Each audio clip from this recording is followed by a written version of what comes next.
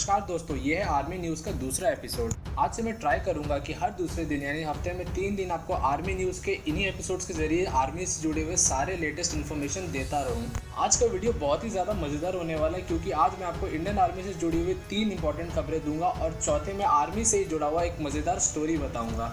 आज के एपिसोड में जहां हम एक तरफ डीआरडीओ के एंटी ड्रोन सिस्टम के बारे में बात करेंगे तो वहीं दूसरी तरफ मरीन कमांडोज की बात करेंगे जिन्हें पैंगोंग लेक में उतारा जा रहा है। और साथ ही साथ मैं आपको इंडियन आर्मी के एक ऐसे स्कूल के बारे में बताऊंगा जहां सैनिकों को ड्रोन को मार गिराया जाना सिखाया जा रहा है। और आखिर में मैं आपको स्पेशल स्टोरी बताऊंगा भारतीय सेना के बुलेट बाइक्स की कि कैसे बुलेट बाइक भारतीय सेना में पहली बार शामिल हुआ, उसकी पूरी कहानी क्या है।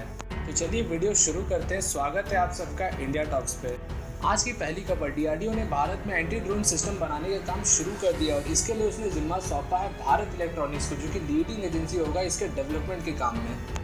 गुप्त सूत्रों से ऐसी खबर मिली है कि प्रधानमंत्री के मोदी में भी ऐसे एक एंटी ड्रोन सिस्टम को लगा दिया गया जो कि परमानेंटली उनके घर में फिक्स रहता है और 2 से 3 किलोमीटर दूर से आ रहे किसी भी ड्रोन को वो पकड़ करके गिरा सकता है ज़मीन पर इम्पॉर्टेंट बात ये है कि अब ऐसे ही एंटी ड्रोन सिस्टम के एक पोर्टेबल यूनिट्स को बनाया जा रहा है, यानी एक छोटे से गन जैसे यूनिट्स होंगे जिन्हें एसपीजी के कमांडोज प्रधानमंत्री मोदी का जो काफिला है उसमें ले करके बैठेंगे और जब भी उनके काफिले के ऊपर कोई भी ड्रोन उन्हें दिखेगा तो उतर के उसकी तरफ उस गन से शूट करेंगे।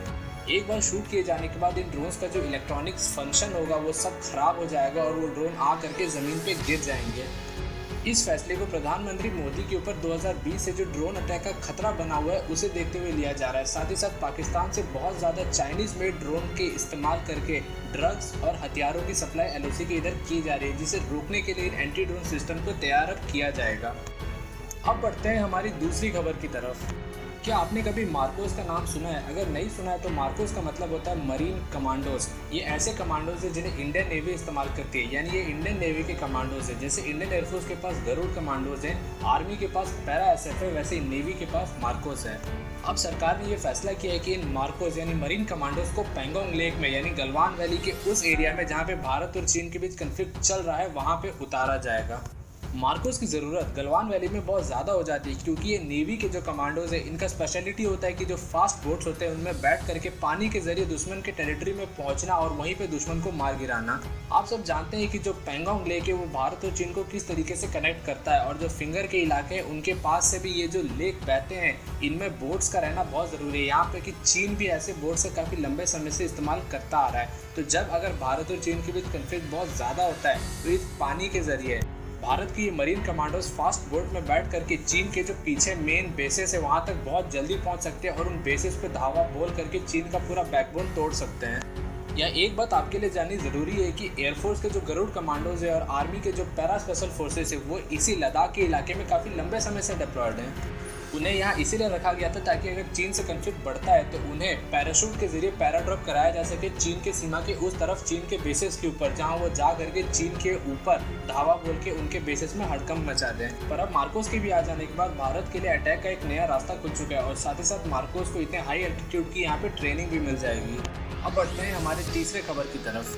इंडियन आर्मी के सैनिक जो कश्मीर के पास एलओसी पर तैनात होते हैं उन्हें एंटी ड्रोन ऑपरेशंस कैसे करना है ये सिखाया जा रहा है, यानी अगर दुश्मन का ड्रोन आता है तो उसे कैसे मार के गिराया जा सके। दरअसल पाकिस्तान ने पिछले कुछ महीनों में ऐसा कोशिश किया है कि वो छोटे ड्रोन का इस्तेमाल करके एलओसी पर तैनात सैनिकों के ऊपर ग्रेनेड गिराने की कोशिशें कर रहा है। इसी के मद्देनजर 15 कॉप्स बैटल स्कूल जो कि जम्मू और कश्मीर घाटी में और एलओसी के पास तैनात होने वाले सैनिकों को ट्रेनिंग देती है, उसने फैसला किया है कि वो अब सैनिकों को एंटी ड्रोन ऑपरेशंस कैसे करना ये भी सिखाए, यानी अगर कोई ड्रोन उनके पास आता है तो उसे कैसे मार के गिराया जा सके। अब बढ़ चलते हैं हमारे चौथे और स्पेशल खबर की तरफ जो है रॉयल एनफील्ड बुलेट की। तो शुरुआत करते हैं शुरुआत से। वर्ल्ड वॉर 2 के दौरान ब्रिटेन में एक कंपनी थी जो कि रेडिच नाम के शहर में बेस्ड थी। ये सप्लाई करती थी फ्लाइंग फ्ली नाम के मोटरसाइकिल्स को ब्रिटिश आर्मी को। ये मोटरसाइकिल 125 सीसी के होते थे, 2 स्ट्रोक वाला इनमें इंजन होता था और ये 2.5 एचपी का पावर जनरेट करते थे। इन बाइक्स की खासियत ये थी कि ये बहुत हल्के थे, इसके बावजूद भी काफ़ी टफ है, यानी दुश्मन के टेरेन में काफ़ी इजीली इन्हें चलाया जा सकता था। आपको सुन के हैरानी होगी कि ब्रिटेन इनका इस्तेमाल पैराट्रूपिंग के लिए करती थी, यानी इन्हें पैराशूट से बांध करके एक फ्लाइट से नीचे फेंक दिया जाता था। उसके बाद पीछे पीछे जो सैनिक कूदते थे वो सैनिक नीचे जा करके इन बाइक्स को निकालते थे और इनका इस्तेमाल करते थे दुश्मन की टेरिटरी में आगे बढ़ने के लिए। सोचिए कैसा लगता होगा उस समय जब 100-200 सैनिक ऐसे बुलेट बाइक पे बैठे हुए आपकी तरफ आगे बढ़ रहे हो, आप ही के टेरिटरी में आपके पोस्ट की तरफ बढ़ रहे हो, हाथ में गन और बुलेट पे बैठे हुए। उस समय भारत में मद्रास मोटर नाम का एक छोटा सा बाइक रीसेलर था जो कि ब्रिटेन से बाइक मंगा करके भारत में उन्हें रीसेल करता था। उस समय ब्रिटेन से कुछ फेमस बाइक जैसे रॉयल एनफील्ड जैसे बाइक मंगाए जाते थे और भारत में उन्हें बेचा जाता था। 1952 में इंडियन आर्मी ने मद्रास मोटर्स को 500 350 सीसी वाले बुलेट्स को मंगाने का ऑर्डर दिया जिन्हें इंडियन आर्मी के लिए इस्तेमाल किया जाने वाला था।